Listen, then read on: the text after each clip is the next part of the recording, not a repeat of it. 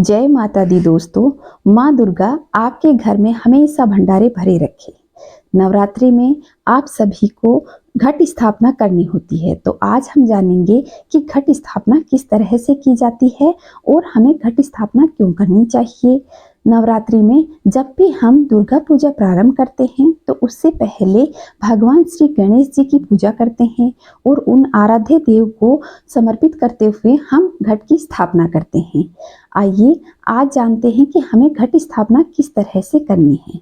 हम जहाँ पर भी माता की चौकी लगाते हैं वहाँ पर ईशान कोण में हमें घट स्थापना करनी होती है। घट स्थापना पूरब और उत्तर का जो कोण होता है वहाँ पर की जाती है। सबसे पहले उस जगह को साफ स्वच्छ कर ले और फिर आप मिट्टी में थोड़े से जौ मिला करके उस जगह पर रख लें और वहाँ पर ज्वारे बोए जाते हैं।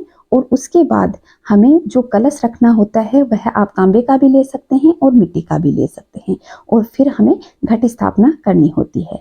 तो मैंने ये मिट्टी का कलश लिया है और उस पर कलावा बांध दिया है। फिर अब इस पे स्वास्तिक बनाऊंगी। तो स्वास्तिक जब बनाते हैं तो बीच में जो बिंदी बनाई जाती है वह ब्रह्मा जी का प्रतीक माना जाता है। फिर ये चारों रेखाएं धर्म, अर्थ, काम और मोक्ष को दर्शाती हैं। फिर इनसे टेढ़ी रेखाएं खींची जाती हैं। यह है सायुज्य, सामीप्य, सालोक्य और सारूप्य को दर्शाती हैं। इसके बाद इनसे छोटी तिरछी रेखाएं खींची जाती हैं जो मन, बुद्धि, अहंकार और चित्त को दर्शाती हैं। इसके बाद इस स्वास्तिक में छोटी छोटी बिंदियां बनाई जाती हैं जो प्रेम, श्रद्धा, विश्वास और समर्पण को प्रदर्शित करती हैं। इस तरह से स्वास्तिक बनाया जाता है।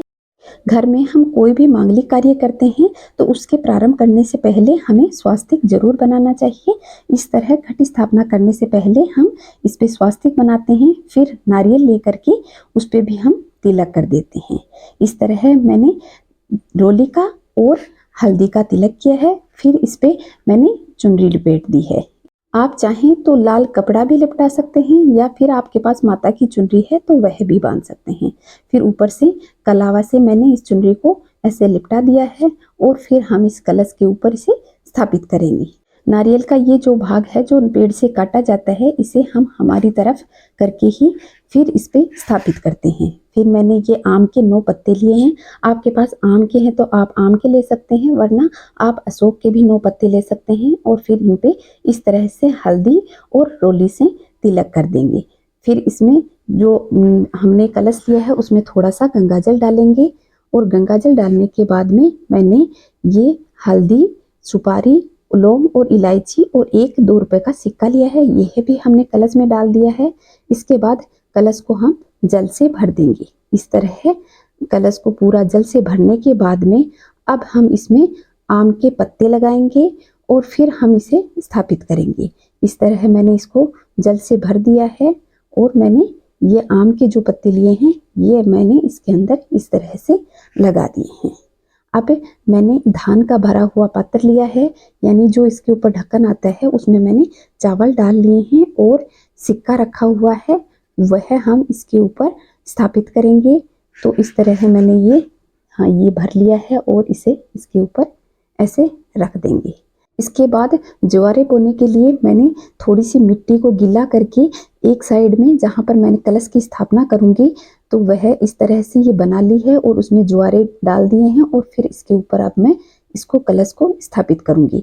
इस तरह हम जब नवरात्रि प्रारंभ करते हैं तो कलश की स्थापना करते हैं और नारियल का यह भाग जो पेड़ से काटा जाता है यह हमारी तरफ करके और मैंने इसको इस पे स्थापित किया है। इसके बाद हम हाथ जोड़ के नवग्रह और संपूर्ण देवताओं से प्रार्थना करेंगे कि हे देव, आप हमारे इस नारियल में और इस कलश में आप आकर के स्थापित हों और हमारे नवरात्रि जो हम माता रानी के 9 नवरात्रि करेंगे, आप यहाँ आकर के हमारे घर में धन, वैभव, सुख, समृद्धि बढ़ाएं। गणेश जी महाराज, हमारी यह नवरात्रि निर्विघ्न पूर्ण हो। इस तरह हम कलश की स्थापना करके हमारे नवरात्रि की स्थापना करेंगे और माता रानी की चौकी सजा करके हम नवरात्रि मनाएंगे। आशा करती हूँ मेरे द्वारा दी गई यह कलश स्थापना की विधि आपको समझ में आई होगी। अगर समझ में आई है तो वीडियो को लाइक करें। नवरात्रि की संपूर्ण विधि आपको इस चैनल पे उपलब्ध हो जाएगी, आप वहां से जाकर के जानकारी प्राप्त कर सकते हैं। कमेंट में जय माता दी अवश्य लिखिएगा। खुश रहें, माता रानी अपनी मेहर हमेशा आप पर बनाए रखे। जय माता दी दोस्तों।